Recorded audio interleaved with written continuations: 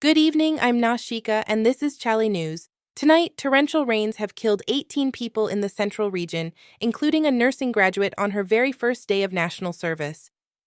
Adwoa Safo's brother breaks down describing the moment he feared she would die, and the Black Stars face England tonight at the World Cup. Let's get into it. We start with a disaster. At least 18 people are dead after torrential rains tore through the central region. 58 buildings collapsed across 15 districts.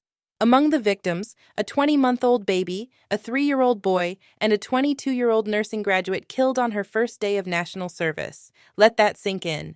NADMO has issued a 14-day demolition ultimatum to occupants of at-risk buildings. Full breakdown on chale.news. Former Dome Kwabenya MP Adwoa Safo, shot under circumstances that still haven't been officially explained, her brother Nana Sarfo Kantanka Jr. has now spoken out.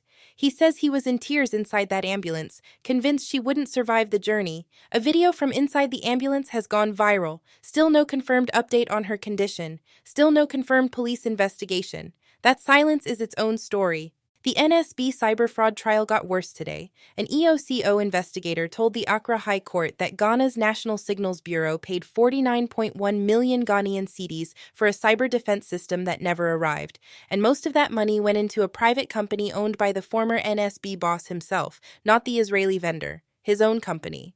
A new poll from Africa Policy Lens has the NPP leading the NDC 49% to 38% in voter intention, just 18 months after losing power. 6,483 voters surveyed across all 16 regions. The ruling party will not like those numbers. Inside the NPP, the Kennedy Agyapong situation has reached a new level. A formal written petition calling for his expulsion has been submitted to General Secretary Justin Kodua Frimpong. Neither Agyapong nor party leadership has responded. 6 years of corruption referrals from the Public Accounts Committee to the Attorney General. 0 prosecutions, not one. The PAC vice chair admitted this himself at an anti-corruption summit in Accra today, and added that less than a third of 39 billion Ghanaian cedis in identified recoverable funds has actually been recovered.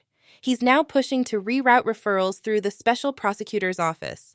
Full story on chale.news. Something historic out of Accra. The city has hosted the adoption of Africa's first continent-wide Reparatory Justice Framework, endorsed at a high-level conference and backed by the Global Reparatory Justice Coalition. The framework demands accountability and restitution for slavery, colonialism, and apartheid. Ghana playing host to this moment matters. Ghanaians abroad are facing pressure from two directions. The European Parliament approved new rules last week allowing EU countries to deport failed asylum seekers to third country return hubs, meaning Ghanaians could be sent somewhere other than home.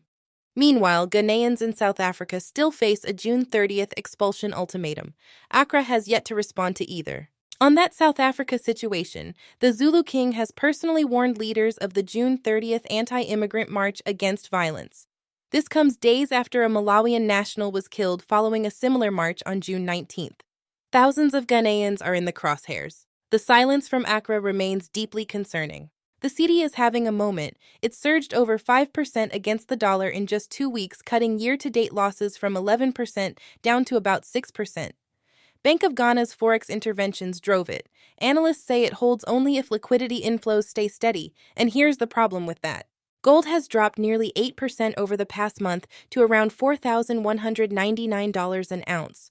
For a country that depends on gold for dollar inflows and government revenue, that slide puts the Cedi's recovery and fiscal stability directly at risk.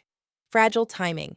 President Mahama signed the UK-Ghana Growth Partnership in London, a £101 million deal covering a ship repair facility in Takoradi, forest restoration in the OT region, and skills training. Both governments say they'll measure success by actual jobs, not ceremony. We'll hold them to that.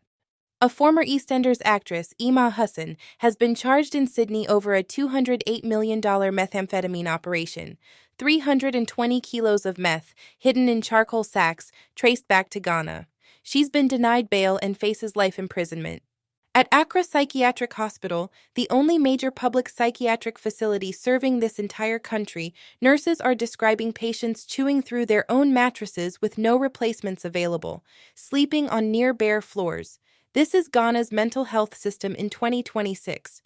And tonight, the Black Stars face England at Gillette Stadium in a Group L World Cup clash. After Caleb Urenki's late winner against Panama, Queiroz is expected to bring Thomas Partey back and start Antoine Semenyo.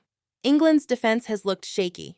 Ghana knows it. A winner draw in the round of 16 is very much in sight. Watch this. That's your June 22nd evening digest. Chale, a lot is happening and we're tracking all of it. Head to chale.news for the full reporting and we'll see you tomorrow.